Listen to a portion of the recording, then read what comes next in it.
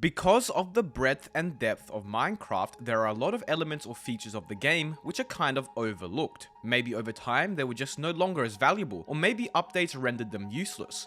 Either way, there are a handful of features in the game which are just forgotten. Elements of the game which are so rarely used or talked about that if removed would likely go unnoticed.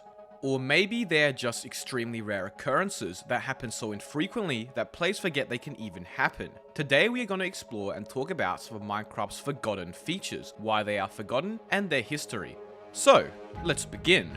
Oh, and make sure you don't forget to click that subscribe button. Let's try and get to 250k. When you're exploring a Minecraft world, what's one thing you always like randomly running into?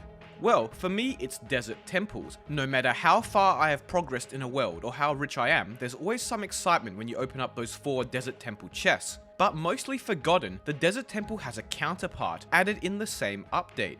In Minecraft version 1.3.1, released on July the 30th, 2012, the jungle jungle pyramid was added to the game. Strangely, even though almost everyone who plays Minecraft refers to this structure as the jungle temple, it seems to be actually called the jungle pyramid, even though the definition of a pyramid is a monumental structure with a square or triangular base and sloping sides that meet in a point at the top. The fact that nobody even remembers its correct name really displays just how forgotten this in-game structure is. Anyways, the jungle pyramids were intended to be a tomb-like structure that generate in the jungle biome. Unlike desert temple— Wait a minute, these are called pyramids as well. Have we all just been referring to them as the wrong name for years now? Like I was saying, unlike desert pyramids, jungle pyramids only contain 2 chests, which are better protected. One chest is hidden with a small lever piston combination, which can be solved like this,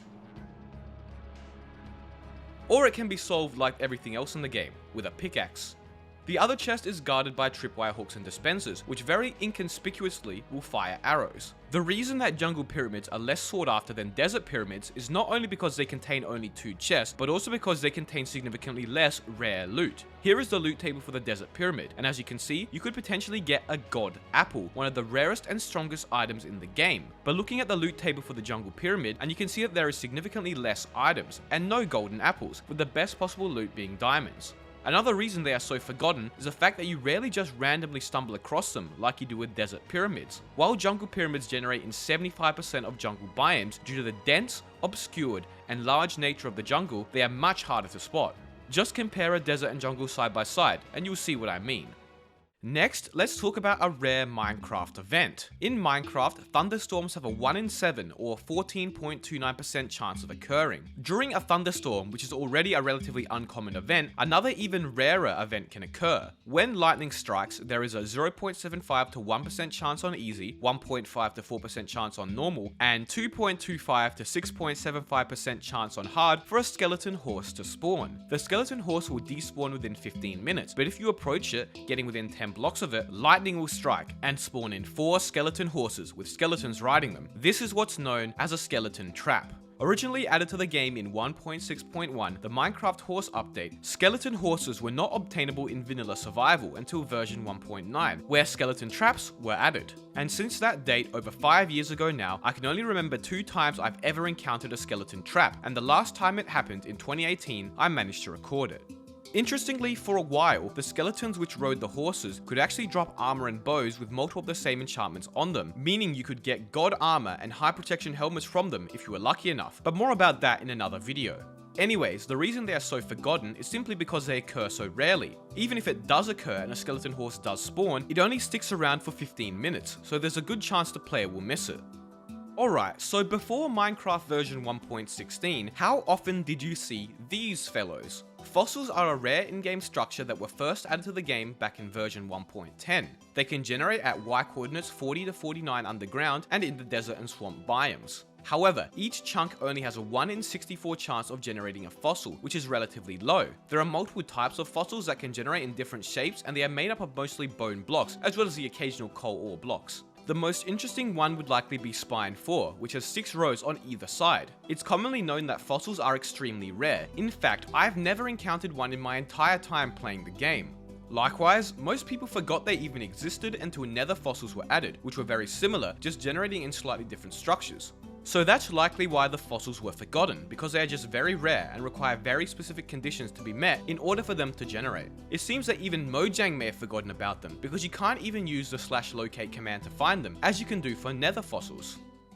We all know how potions and splash potions work. Well, for some reason, little do most players know that in Minecraft version 1.9, lingering potions were added to the game. Now, the reason behind the fact that they have been forgotten can likely be explained by their difficulty to obtain. In order to get lingering potions, you first have to go to the end, collect Dragon's Breath from the Ender Dragon, and then combine splash potions with the Dragon's Breath potion. And because Dragon's Breath is a relatively rare resource, you can only make so many lingering potions before you run out of Dragon's Breath. When thrown onto the ground, they create a little cloud that whenever walked into, will give you the potion effect. However, this cloud does not last very long, decreasing to a radius of 0 in 30 seconds. If a player or mob walks into this cloud, gaining a status effect, the cloud will disappear even faster. So, this expensive potion only lasts very briefly, and as such, there is not really any use to it over splash potions. This is likely why they are so unused and forgotten. I tested lingering potions with players on my SMP server, og-network.net, come check us out by the way, and as you can see, the cloud disappears quite fast when multiple players walk into it. The Desert Well. Arguably the most useless in-game structure, there's not much to them at all. Made of sandstone, blocks and slabs and containing a water source inside. Actually, correction, desert wells are so useless that they aren't even considered in-game structures, but rather a natural feature, meaning that if you disable the generate structures setting, they will still generate. First added to the game all the way back in March of 2012 in Minecraft version 1.2.1, if it wasn't obvious they generate in desert biomes. However, desert wells only have a low 1 in 1000 chance of generating per desert chunk. This means if you explored 5 different desert biomes of let's say 200 chunks each, you would stumble into only one. More interestingly, back in 2012 when they were first added, many players used to think that they were Herobrine's doing, likely due to their man-made shape. Many theories would circulate online that desert wells were an altar to Herobrine or even Herobrine's grave. Spooky stuff.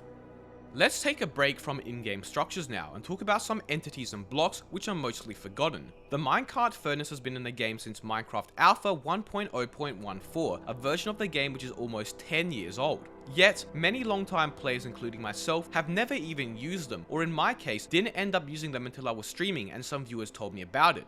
Basically, they are a version of a minecart with a furnace in them, which you can right-click with coal to make move, making them useful for pushing minecarts in front of them. So why is the Minecart Furnace so forgotten and unused? Well, it's likely that with the introduction of powered rails in later updates of the game, players didn't really have much reason to use them. In a similar fashion, Minecart TNT is another forgotten feature that was added in Minecraft 1.5 back in 2013. Minecart TNT can be triggered by powered activator rails, fire charge, by being hit, or if it falls from more than 3 blocks. So why are these so unused and forgotten? Well, it's simply because if you want to blow something up, you just go place some TNT and do it. Nobody wants to spend time and resources placing rails or other infrastructure just for it to be blown up. Simple as that. Villages are one of the cooler features of Minecraft, useful locations for loot, resources, and villages of course. Bustling with life and action, they are a happy and upbeat place to be. But what if they were abandoned, run down, destroyed, and infested with zombies and zombie villagers? Well, little do most players know, there is a 2% chance that a village can generate as what's known as an abandoned village. A ghastly and grim place, abandoned villages are overrun with cobblestone and mossy cobblestone, laden with brown stained glass as well as cobwebs, infesting the village buildings. There is also not a single light source in sight. No doors are available, and upon generating, no matter the time of day, the abandoned village will be crawling with zombie villagers. Originally added in 1.10, abandoned villages are basically the same as a normal village, minus the villagers. The buildings can still contain chests with loot however, as well as beds, but no iron golems will spawn. Due to their uncommon nature, they're mostly forgotten, as you would have to run into at least 50 villages before you would find an abandoned one on average. In fact, I can only recall running into an abandoned village once in all my time playing. Igloos are another one of Minecraft's less useful in-game structures that only generate in 2 specific biomes, the Snowy Tundra and Snowy Taiga. Igloos are made up of snow blocks with a carpet-lined interior, a furnace, bed, and crafting table. Now, occasionally that will be all there is to the igloo, but there is also a 50% chance that they can generate with a basement and contain a chest of loot which always has a golden apple and a potion of weakness nearby. This means you can cure either the zombie villager or just take the decent loot and leave. Igloos tend to be forgotten simply because you don't encounter them often. They are quite rare. Finally, I want to talk about a feature of the game which isn't really as forgotten, but more unused. Tipped arrows are a version of arrows which have been combined with or tipped with specific potion effects. These potion effects can be harmful, like an arrow of poison, or beneficial, like an arrow of swiftness or regeneration. Their crafting recipe is quite expensive, requiring 8 arrows and a lingering potion of a specific type. This is one of the reasons they are so forgotten or uncommon, because they are a bit of a hassle to craft. Another reason they are so forgotten though, is that it's annoying to carry around multiple types of these arrows, as they don't stack. Also, probably the biggest reason they are unused and forgotten is because they do not work with the infinity enchantment on bows. There are 18 types of tipped arrows, 20 if you include the unobtainable luck and uncraftable arrow, and then one special unique version called the spectral arrow. The spectral arrow is crafted slightly differently and applies the glowing effect to the entity it hits for 10 seconds. Nevertheless, I don't think I've ever used or seen a tipped arrow in my life, even though they are a pretty cool feature. But anyways, that about wraps it up for today. As I said earlier, don't forget to subscribe and leave a comment if you enjoyed or would like to see a future video like this. Be sure to join the Discord and follow me on Twitter. Links are down below. Thank you all so much for watching.